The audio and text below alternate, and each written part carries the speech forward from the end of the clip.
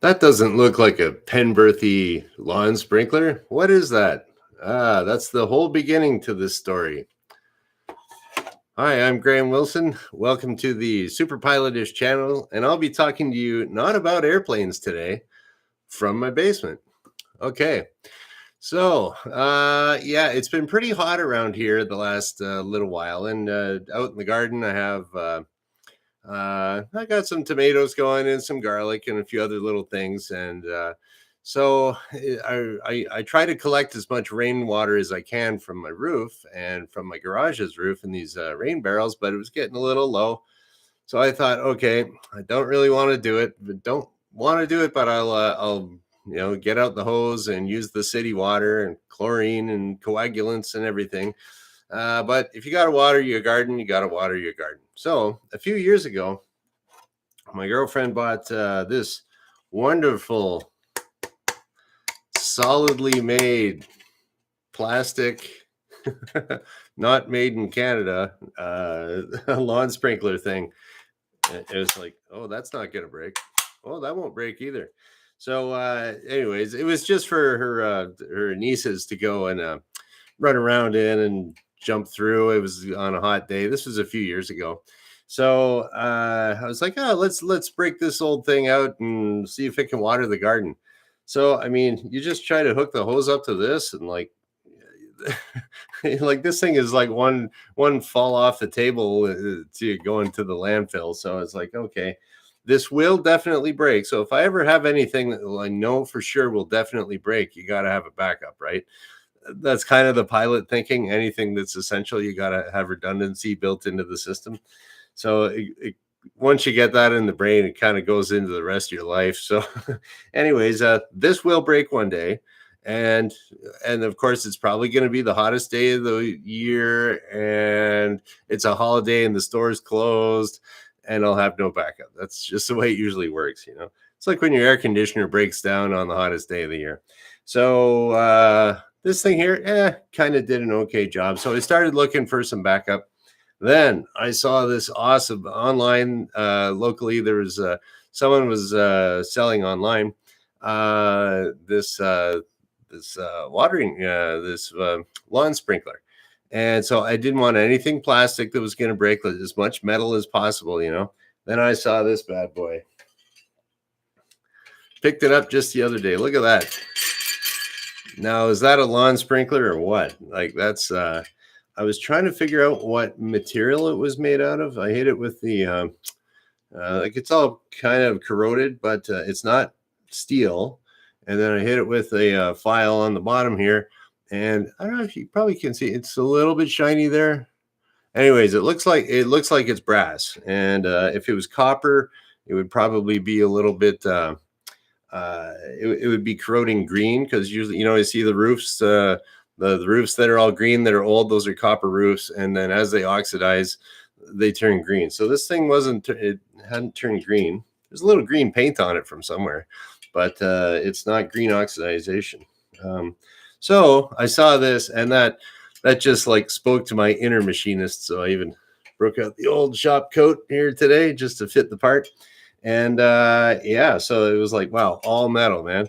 And then I figured, well, even if so now this is a funny thing when you see something that's cool and you just go like, yeah, I got to buy that. So now you got to rationalize in your head. Okay, so I paid $19 for that. This one here was about $10, and that'll be in the landfill. But this one's been around for, I'm guessing, almost 100 years. You really can't find any videos online about this. But I was doing a little research before I bought it. It was made in Canada. I don't know if you can see this here. What do we got here? Right there, it says made in Canada. Okay, and then the name of it is Penberthy or Penberthy. I don't know how you pronounce that. Can you see that? Penberthy? Yeah, so I did a little Google search. Then I found out that Penberthy it's a company that was started in Detroit. So I live in Windsor, which is right across the river from Detroit. And there was a company over there. I'm not like a real super genius. I just got this off the internet, but I'll let you know. in 1886, the Penberthy Injector Company was formed. And so they make, there's still Penberthy injectors that are made. And I was thinking, like, because it's like a Motor City, I'm thinking injectors for like a car engine, like mechanical, I mean, it's not, they didn't have electronic fuel injection 100 years ago or 120 years ago, but they had mechanical fuel injection. I know they had that in World War II airplanes, and the Messerschmitts had those. So, so I was like, geez, what is this stuff? And it was an injector for a steam boiler, because I mean, everyone used to heat their big buildings with steam boilers, and you gotta, I guess the water level would get low, the steam pressure would get low, and you shoot, it injects water in there and it gets hot and you heat your building with steam. So it's like an old mechanical way of doing it, and you can still buy Penberthy steam injectors for your boiler systems. So, and I also found out, now this is made in Canada, but the Penberthy company was from Detroit, across the river. But it turns out they actually opened up a shop here in my hometown of Windsor. So I'm supporting the locals from 100 years ago. And part of me was thinking too, I wonder if this made it home in like one of the workers' lunch boxes, maybe. Yeah, I don't know. It's pretty cool. But yeah, the person I bought it off of found it in a secondhand shop and figured they could turn around and sell it, make a little money. So very good deal. I'm very happy with that. And I tried it as soon as I got home. I tried it out, and it shoots water around. So that's neat. And I was trying to figure out how old it was. Now, judging by the style of this here, I've seen other, like I can't find a lot of information about this. So if you want to leave a comment, if you know anything about Penberthy lawn sprinklers, you let me know in the comments. I'm sure someone will be interested in it. And this is kind of like an Art Deco kind of design. So I'm thinking that's 1920s. So maybe close to 100 years ago. And then it also, because this, when it, okay, you hook up your hose here, and this is all solid brass casting, and then they just threaded that. They stuck the shaft in here. And this is actually, I could see this was knurled at the top.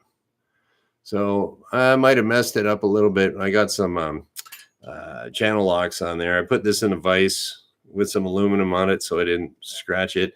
I didn't tighten it too hard, because if it was copper, it might squish, but I got it pretty good. So I'm pretty sure that's brass too. Then I was like, oh, is this going to break or not? So I ended up, we'll just take this right off here. It wasn't that easy for me to get it off in the first place, but I didn't have to take a torch to it or anything. And this is it's a fine thread that this little doohickey goes into. Some kind of a fine thread. That's what it looks like in there. Yeah, and I just put a little bit of grease on there when I put it back together, because it's always good to do that. If you ever want to take it apart, then you can hear it's all kind of loosey-goosey in there.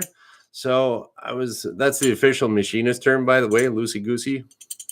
And I was thinking maybe there was some sort of a seal or a gasket, or I don't know, maybe a bushing or something that had to be replaced in there. But I just kind of looked at it, and there's no way. This is all kind of pressed in. There's some really interesting little grooves in here. I guess you can't really see it. There's some, I'm trying to think, there's cross holes. Where are the cross holes? I wanted to see if I could show you some cross drilled hole. Right there. Let's see if you can see right through there. Yeah, can you see light through it? Maybe not. Okay, take my word for it. There's some cross drilled holes through this main shaft. I don't know. It's just kind of a neat little thing. It's got some grease on it now, but I was looking at it. It's kind of ingenious the way it works, is that the water will come up through that shaft, and then once the pressure builds up, this goes like this, and then it starts spinning around, because the little holes on the end, they're kind of on an angle, so that'll propel it using Newton's law of whatever. It'll just force it to spin around. So that's that it really appealed to my inner machinist, and I was thinking, well, okay, I have to buy it now. How can I rationalize buying this thing? So it's like, well, I mean, I have one that works, so I don't really need it. Oh, but I will need it one day. And then it's just like if you're buying cars and stuff, motorcycles. You don't need a motorcycle, but oh yeah, I'm going to save money on gas, and yeah, well, if it was a 1,000 cc, well, at least it's not a 1,300 cc. That's crazy. You're going to kill yourself on that. You make all these little rationalizations in your head. Basically, it was just cool, so I bought it, and it works. So, and I didn't have to fix it. There's nothing really to break on it. I don't know. I got my. I was trying to figure out. I did want to measure it, so I got my little machinist. They call this vernier caliper, and this can yeah. So this will measure things to like the thickness of a hair, about 1,000th of an inch. So I was checking out. I was thinking if this guy here, right there, if that's going around and around, it would wear out. But I'm just like measuring the shaft there, and it hasn't worn at all, not even 1,000th of an inch. So it's not wearing there. And now brass and that's another thing too. If it was copper would kind of wear out more, but brass is basically copper with a little bit of nickel in it, and the nickel makes it just a little bit stronger, a little tougher, and so it doesn't wear out as much. If it was bronze would be a little bit more copper colored there. So yep, so she's all brass and she's all good. It says something on this little bolt top, but I can't quite make it out. The old, maybe I got to tune up the bifocals here. But yeah, so anyways, cool thing. And then I was thinking this here too. I measured the outside of this, and that is right exactly on 1.25 inches. So I think this is a machined surface. Inside it was machined with the threads, and I don't know, just I like that, it's kind of cool. And all right, so that was the little show and tell for today. And let's see what we got here in our comments here. Sephardine Squib is always coming up with some good stuff that's funny. I agree, Sephardine Squib. It's a thing of beauty. And Mona Moore says if you can fix it, it'll last another 100 years. Yeah, so that's another thing. If I could get somebody, you could probably solder that together. Just to show you again, like if any of this breaks or dents, like it's pretty tough, and even if this broke or something, you can solder it back together. You could what would you use that for? Brass? I guess solder would work for that, but silver solder maybe. But yeah, just really cool. And that's about it. Best sprinkler ever. I agree, Seth. And we'll see. It'd be really interesting to see if I got any comments like about what was it like to work at the Penberthy plant in Windsor. I looked through some old city directories, and I went back in 1960. The Penberthy plant wasn't around because they used to say in the local directories where people worked. And so I checked up to 1950. I think it was 55. It was still in business. So somewhere between 1955 and 1960, it went out of business here. So that's got to be older than that. And if you look at it, now that I'm an expert on sprinklers, you look at what type of sprinklers they were making back in the 50s. It was all aluminum and, kind of the sprinkler of the future, the ultimate lawn, chem lawn, get the chemicals on there, stuff like that. So, but that's then I got that, and I'm thinking, now that I'm like semi-retired, I got to start like spraying chemicals all over the place and cut my grass twice a week and maybe 3 times a week.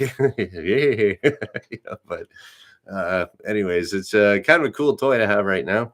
And yeah, that's about it. You got to see the old machinist Graham here and in action with my vernier caliper.